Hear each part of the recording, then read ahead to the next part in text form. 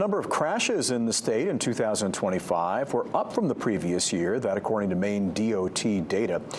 There were a total of 34,000 crashes throughout Maine, 2,000 more than in 2024. Around 7,800 people were injured and 152 people died. According to the Maine DOT, there were also 244 crashes involving a pedestrian.